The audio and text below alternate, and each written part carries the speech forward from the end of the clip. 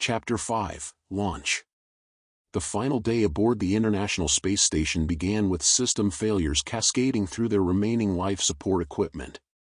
The oxygen recyclers had given up entirely during the night, forcing them to rely on emergency oxygen canisters that would last perhaps 6 hours.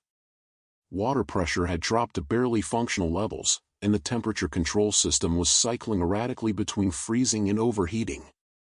"It's like the station knows we're leaving," Ahmed observed with dark humor as he performed one last diagnostic check on their dying home. Jacob helped Elena make final adjustments to the Heritage probe's navigation system. They had calculated the launch trajectory dozens of times, but with their improvised launch mechanism, essentially a modified airlock system, they would get only one chance to send their message toward Alpha Centauri. "Trajectory confirmed," Elena announced. "The probe will separate from the station at 1.3 kilometers per second relative velocity. After separation, its own thrusters will accelerate it to approximately 4.2 kilometers per second, fast enough to escape the solar system entirely. And then 40,000 years of flying through the void," Jacob added. "I keep trying to imagine what the universe will be like when it arrives. Will there still be stars? Will Alpha Centauri still exist?" "The universe will be older," Elena said thoughtfully, "but not much different on cosmic scales. Stars like Alpha Centauri should burn for billions more years. If there's life in that system, if there's intelligence, it will have had 40,000 years to develop beyond anything we can imagine." Commander Tanaka floated into the laboratory, moving slowly to conserve oxygen. "Final crew meeting," she announced. "We launch in 2 hours." They gathered one last time around their creation. The Heritage probe sat in the modified airlock, ready for deployment. 40,000 years of human culture, science, and dreams compressed into 2 meters of salvaged metal and electronics. "I want each of you to know," Tanaka began, her voice steady despite their circumstances, "that serving with you has been the greatest honor of my career. We faced the end of our world, the death of our species, and we chose to respond with hope rather than despair." Elena wiped tears from her eyes, a dangerous waste of water they could ill afford, but human nonetheless. "When I was a girl in Moscow, I dreamed of making contact with alien civilizations. I never imagined it would happen like this." Ahmed nodded slowly. "My grandfather was a storyteller in Cairo. He used to say that every ending is also a beginning. Maybe he was right." Jacob found himself thinking about his childhood in Texas, about summer nights spent lying on his back in the pasture behind his house, staring up at stars that seemed close enough to touch. His grandmother had told him that the stars were lights left by people who had gone before, guiding the way for those who came after. "We're becoming lights in the darkness," he said aloud. "That's what this is. We're leaving a light for whoever comes next." The final systems check took 30 minutes. Every component of the Heritage probe was functioning perfectly, a testament to Ahmed's engineering skills and humanity's accumulated knowledge about building things that could survive in space. "Airlock sealed," Ahmed reported. "Probe separation system armed." "Cultural archive final check," Elena called out.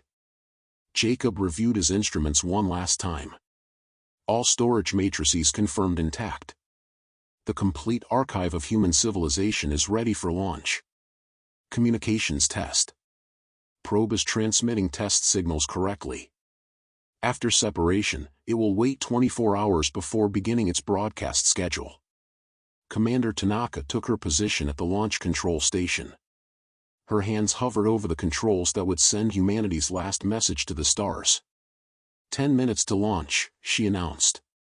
Jacob used the time to float back to the cupola one final time. Through the thick windows, he could see Jupiter in the distance, a bright star that had grown noticeably larger during their weeks of travel. The gas giant's gravity would help accelerate their probe on its journey, adding precious velocity to its 4,000-year voyage. The irony wasn't lost on him. Jupiter, the planet that had protected Earth from asteroids and comets for billions of years by sweeping them up in its massive gravitational field, would now help humanity's final message escape the solar system entirely. 5 minutes to launch. Elena joined him in the cupola. "Do you think they'll understand it?" she asked. 40,000 years from now, when some alien scientist opens our message, will they be able to comprehend what we were? I hope so, Jacob replied.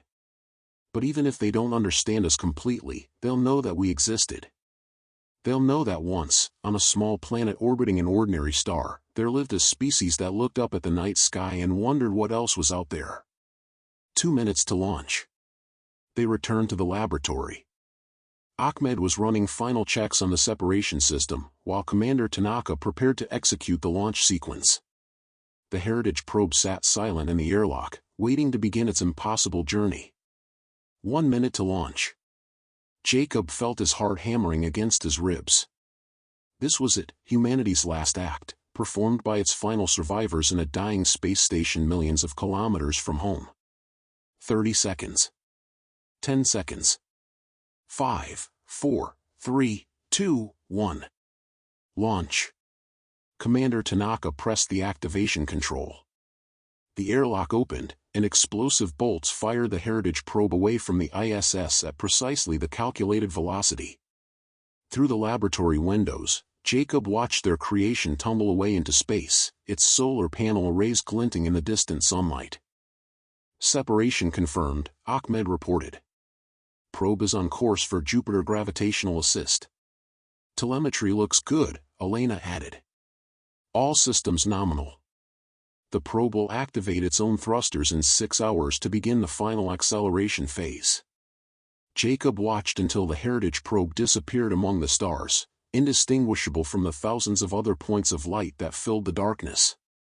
Somewhere in that vast tapestry, their message was beginning its 40,000-year journey to another world. It's done, Commander Tanaka said simply. They had accomplished the impossible. For humans, stranded in a dying space station with limited resources and failing life support, had built and launched humanity's first interstellar probe. It wasn't much, a small cylinder carrying compressed data and desperate hope, but it was enough. How long do we have? Jacob asked. Ahmed checked the life support readings. Oxygen will become critical in about 4 hours. We could stretch it to 6 if we reduce activity to minimum levels. Then we have 6 hours to make our peace with the universe, Tanaka decided. They spent their final hours together, floating in the cupola and watching the stars. Elena worked on theoretical physics equations until the very end, trying to understand the alien technology that had destroyed Earth. Ahmed told stories about his childhood in Egypt, about the ancient civilizations that had built monuments to outlast time itself. Commander Tanaka shared memories of other missions, other crews, the decades of human spaceflight that had led to this final moment. Jacob recorded one last message for the Heritage probe's databanks, knowing it would never be transmitted but needing to say the words anyway. This is Jacob Martinez, making my final log entry aboard the International Space Station. We have successfully launched the Heritage probe toward Alpha Centauri. If you're hearing this message, it means our probe found you, or you found our probe. It means humanity's last act wasn't destruction, but creation. We die knowing that we didn't give up. We die knowing that we left something beautiful behind. We die as explorers, as dreamers, as beings who refused to accept that the end of our world was the end of our story. Look for us in the space between stars. Look for us in the questions you ask about the universe. Look for us in the love you show for each other and the courage you find in the face of impossible odds. We were here. We existed. We reached for the stars, and we touched them. This is humanity, signing off. The oxygen ran out while they slept, floating together in the cupola with Earth's last sunrise painting their faces gold through the windows. They died as they had lived their final weeks, together, purposeful, undefeated by the forces that had destroyed their world. The International Space Station continued its lonely trajectory through the outer solar system, carrying 4 bodies and the dreams of a dead civilization toward the cold spaces between stars.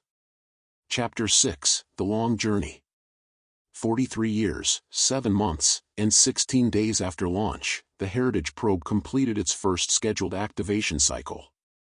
Its primitive artificial intelligence came online, running diagnostic checks on systems that had been dormant since the previous awakening. Internal temperature, -240 degrees Celsius. All storage matrices intact. Power levels nominal, though decreased from previous cycle. The radioisotope thermal generators continued their slow decay, providing just enough energy to maintain basic functions. The probe oriented itself using distant stars as reference points, confirmed its trajectory toward Alpha Centauri, and began broadcasting humanity's cultural archive on multiple frequencies. For 72 hours, it called out to the universe with human voices singing lullabies, with Einstein's equations describing the fundamental nature of reality, with digital reconstructions of Van Gogh's paintings and recordings of children's laughter. No one answered. The probe returned to hibernation, its solar panel arrays folded against its hull like metallic wings. It would sleep for another century before waking again to call across the void. 150 years after launch, an automated mining ship from the Kuiper Belt detected the probe's periodic transmissions.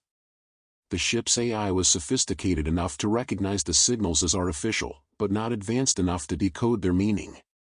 It filed a report that would sit unread in a computer database for 300 more years, when the last human colony in the outer solar system finally went dark. 3 centuries after Earth's destruction, the Heritage probe had traveled less than 1% of its journey to Alpha Centauri. But it continued faithfully awakening every 100 years, broadcasting its message to the empty space between stars. The probe's 5th activation cycle coincided with the passage of a rogue planet, a world torn from its original star system and cast into the darkness between suns.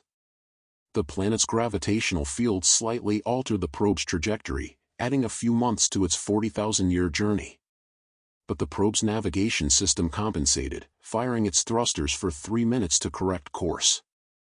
It was the last time the probe would use its thrusters. The fuel was exhausted.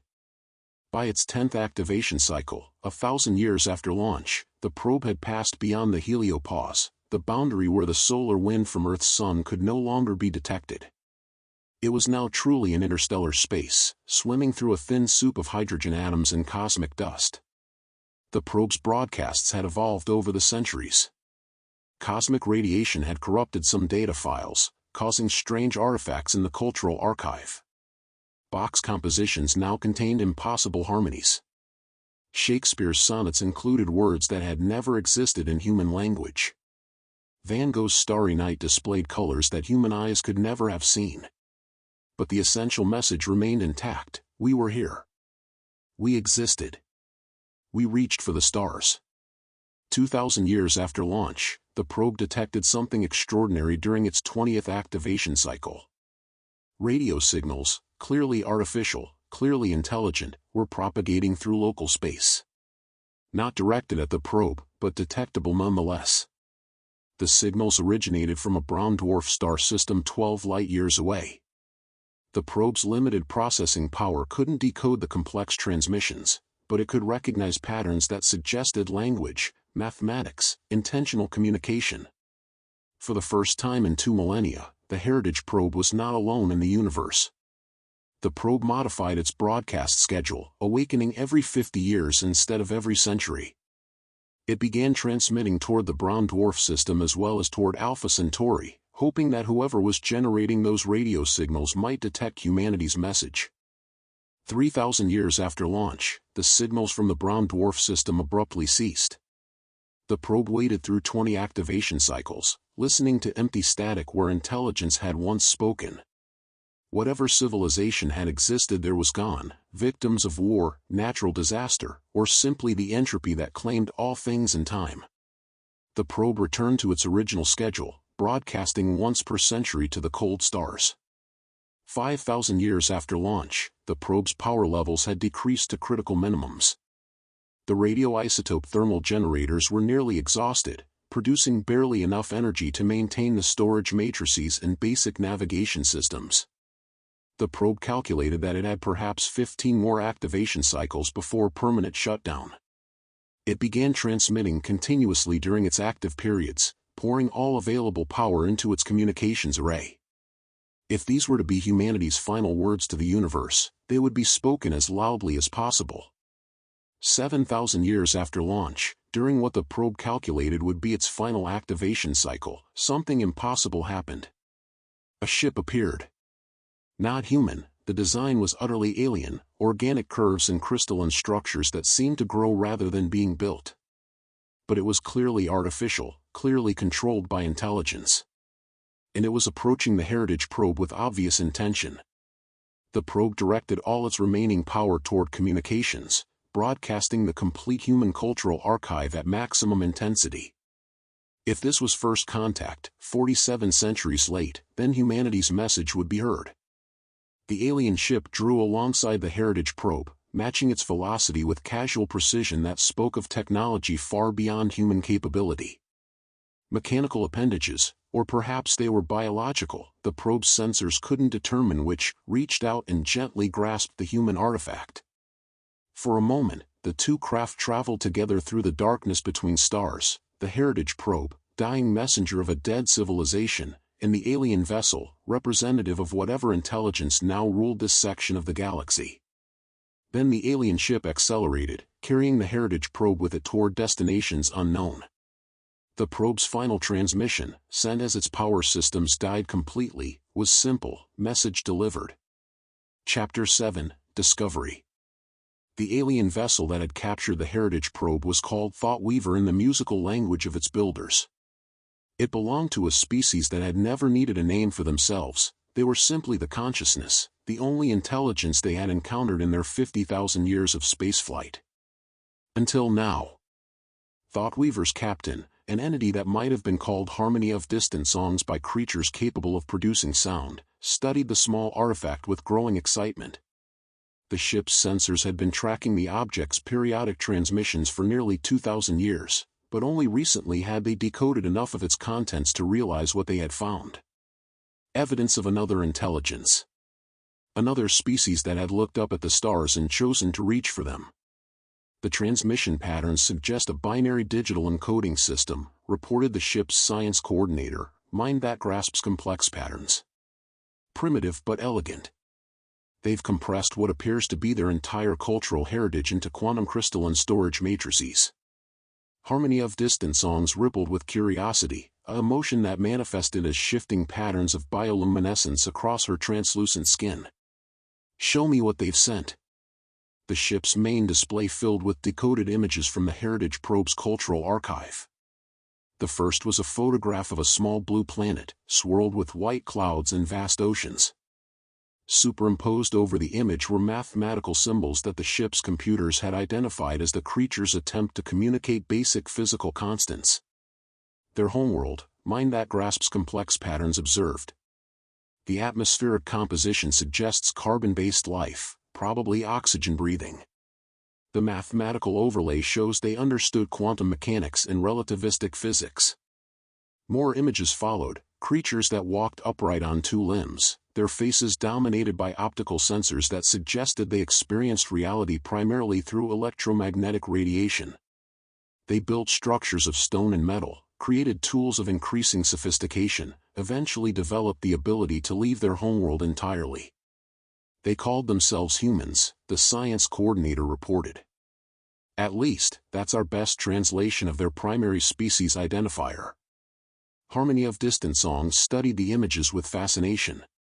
The humans were so different from her own species, solid matter rather than energy plasma composite, bound by gravity rather than floating free in three-dimensional space, dependent on a narrow range of environmental conditions rather than adaptable to almost any habitat. But the similarities were profound. They asked questions. They created art.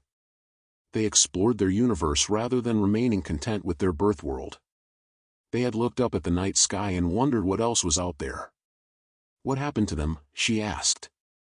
Why did they send only one probe? Where are their colonies, their starships, their expanding civilization? Mind that grasps complex patterns had been analyzing the probe's historical records. The answer was tragic beyond words. They're extinct, he reported quietly. Their homeworld was destroyed by what appears to have been a weapon of enormous power. This probe was launched by survivors aboard what they called a space station, a primitive orbital habitat. The survivors died shortly after launching this message. The silence that followed was profound. The consciousness had never encountered extinction on such a scale. Individual members of their species died, of course, but the destruction of an entire world, an entire civilization. How long ago? Harmony of Distant Songs asked. According to the probe's chronometer, approximately 7,000 of their years. Their homeworld orbited a yellow star they called Sol, approximately 47 light-years from our current position. 47 light-years.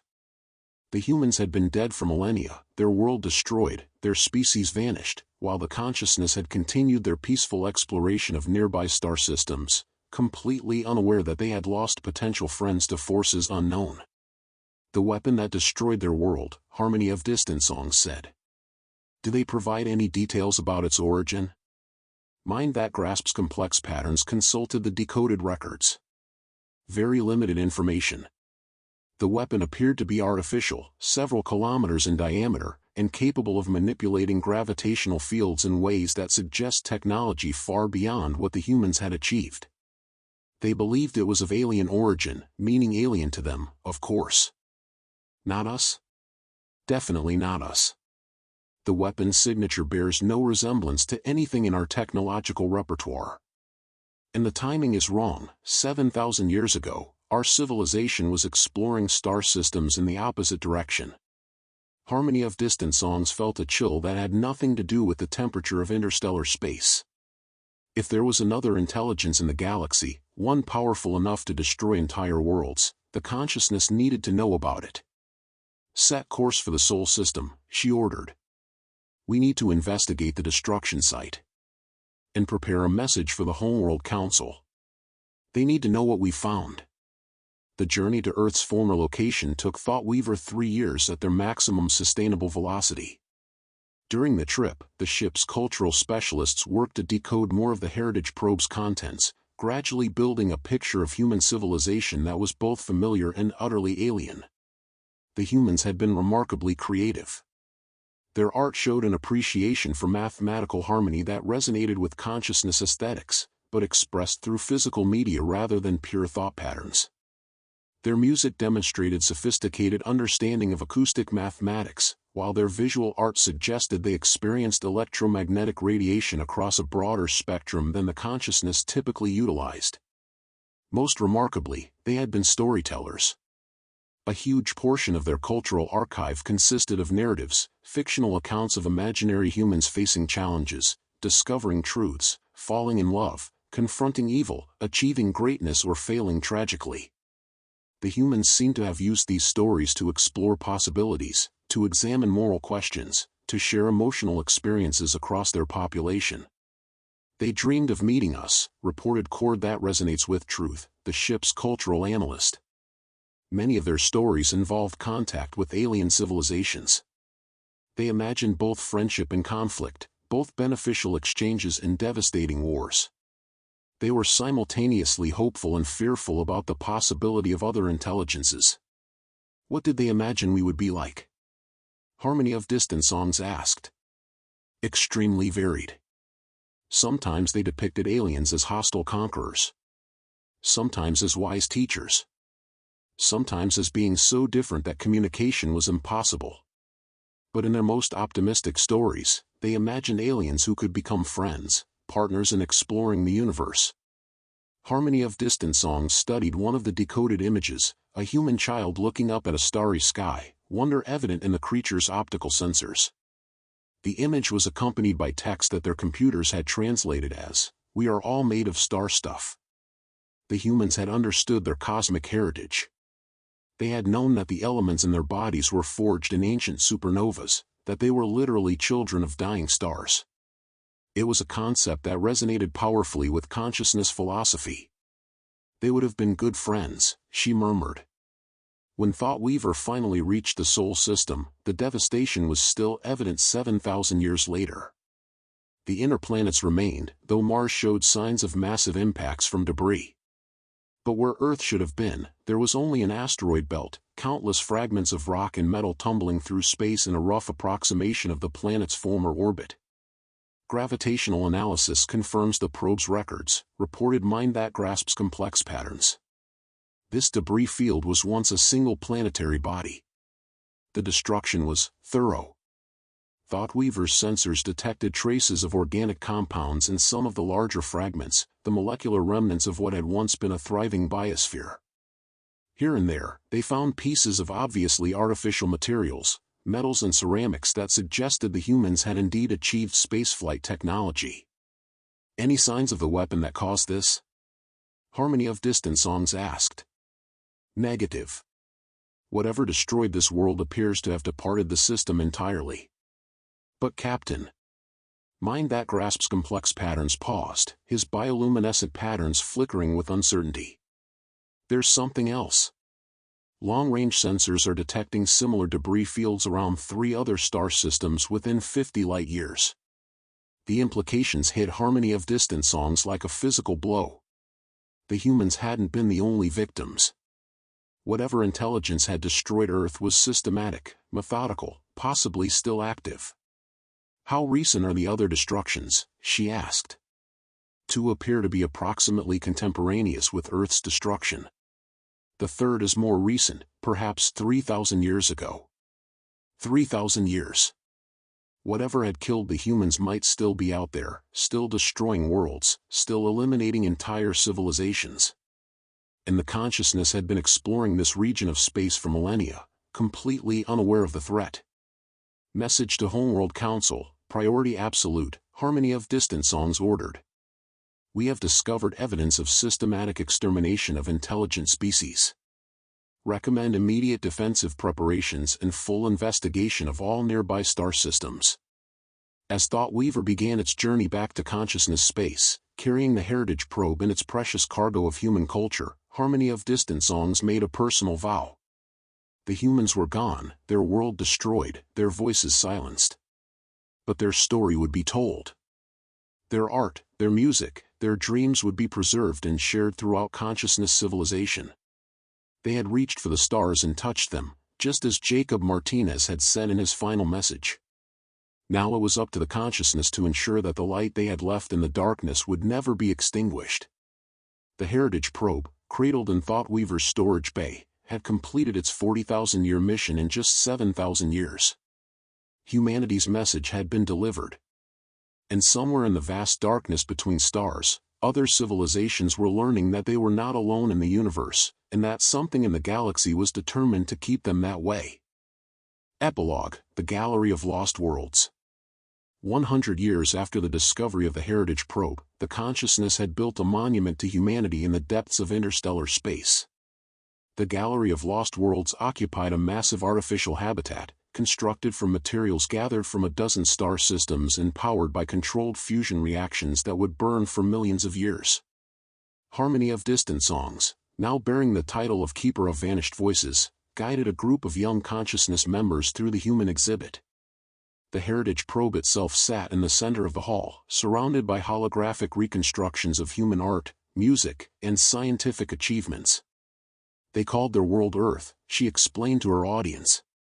It was the third planet in a system they named after their star, Sol. For 4 billion years, life evolved there, until finally a species emerged that could look up at the night sky and wonder what else was out there. The exhibit walls displayed images from the Heritage probe's cultural archive, human faces laughing and crying, children playing, lovers embracing, scientists working in laboratories, artists creating beauty from raw materials. The sounds of human music filled the air, Bach's fugues blending with African drums, children's lullabies harmonizing with rock anthems. What happened to them? Asked one of the young visitors, her bioluminescent patterns flickering with curiosity.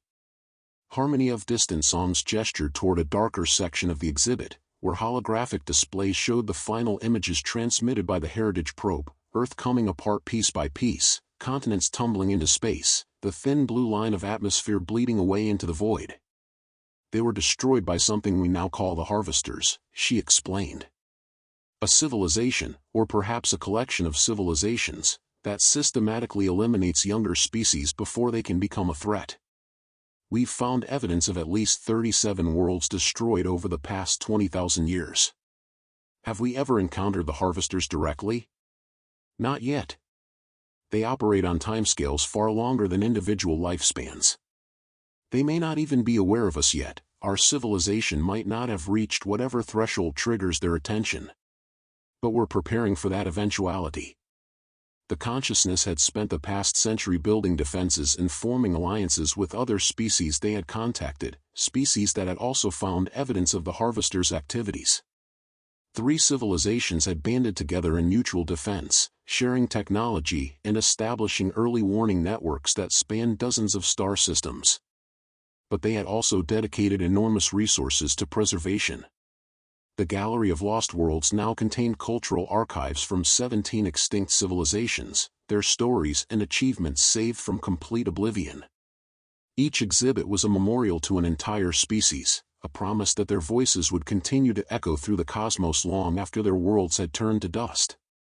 The humans left us a message. Harmony of Distant Songs continued, activating a holographic display that showed Jacob Martinez's final recording.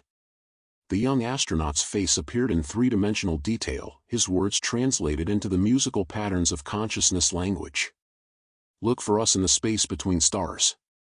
Look for us in the questions you ask about the universe. Look for us in the love you show for each other and the courage you find in the face of impossible odds. The young consciousness members listened in respectful silence as Jacob's voice continued. We were here. We existed. We reached for the stars, and we touched them. Did they really touch the stars? One of the visitors asked when the recording ended. Harmony of Distant Songs considered the question carefully. Not in the literal sense. They never developed interstellar travel. They never established colonies around other suns. But they touched the stars in a more profound way. She gestured toward the Heritage probe, its metal surface still bearing scars from 40,000 years in interstellar space. They reached across impossible distances with nothing but hope and determination. They sent their dreams to the stars, and those dreams found us. In that sense, they succeeded in ways they never could have imagined. The tour continued through other sections of the gallery, the crystal singers of Vega 4, whose entire civilization had been based on harmonic resonance before the harvesters arrived, the hive minds of Kepler 442, who had achieved perfect social unity only to be destroyed at the moment of their greatest cultural flowering, the machine intelligences of Wolf 359, who had transcended biological existence only to discover that even artificial consciousness was not immune to systematic extinction. Each exhibit told the same tragic story, intelligence emerging from the cosmic dark, reaching toward understanding and connection, only to be snuffed out by forces beyond their comprehension or ability to resist. But the human exhibit was special. Perhaps because the Heritage probe had carried such a complete record of their civilization, or perhaps because their final message had been so poignant, humanity had become a symbol for all the lost species, a reminder of what the galaxy had been robbed of by the harvester's systematic culling. Will we ever bring them back? Another young visitor asked. We have their genetic codes, their cultural patterns, their entire history preserved in crystalline storage. Could we recreate them? It was a question that had been debated extensively in consciousness philosophical circles. They possessed the technology to clone human bodies from the genetic information in the Heritage probe. They could even imprint those clones with human memories and knowledge, creating beings that were functionally identical to the original humans. But would they truly be human?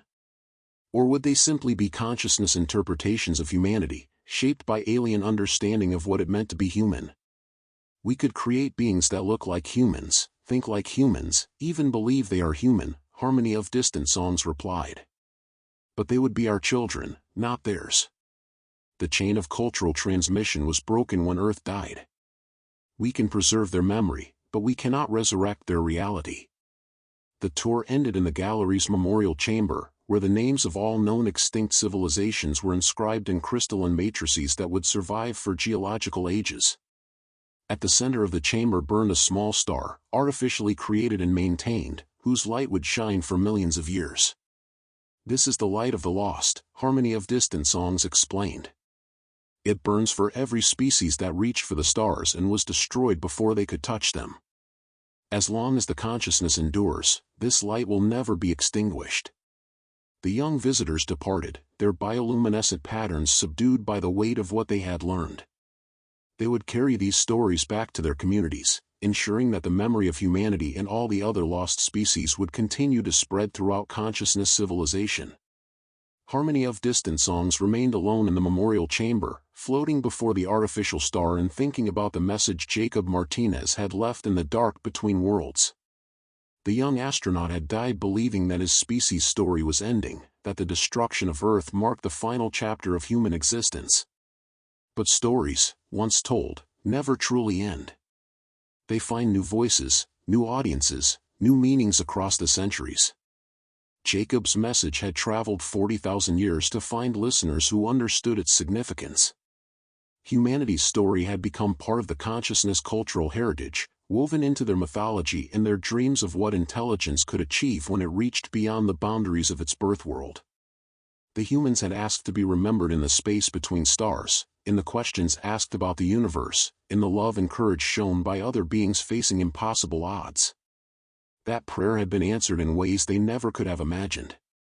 Outside the gallery, new consciousness exploration ships prepared for departure to distant star systems, carrying cultural archives and genetic samples from dozens of extinct civilizations. If they encountered other intelligence, they would share these stories, building an alliance of minds united by the knowledge that consciousness was both precious and fragile. And if they encountered the harvesters themselves, they would be ready. Humanity's destruction had not been in vain if it served as a warning to others, if it helped other species prepare for threats they might otherwise never have imagined. The Heritage Probe sat in its place of honor, surrounded by the holographic ghosts of a dead civilization. Jacob Martinez's voice continued to echo through the chamber, speaking words of hope and defiance to beings he had never dreamed of meeting. We were here. We existed. We reached for the stars, and we touched them. In the artificial star at the chamber's heart, fusion fire burned with light that had never warmed any world, but which carried within its plasma the dreams of every species that had ever looked up at the night sky and wondered what else was out there. The light of the lost would burn forever, a beacon in the darkness for whatever intelligence might come after, a promise that consciousness would endure no matter what forces sought to extinguish it. Humanity's last message had been delivered, and the universe would never forget.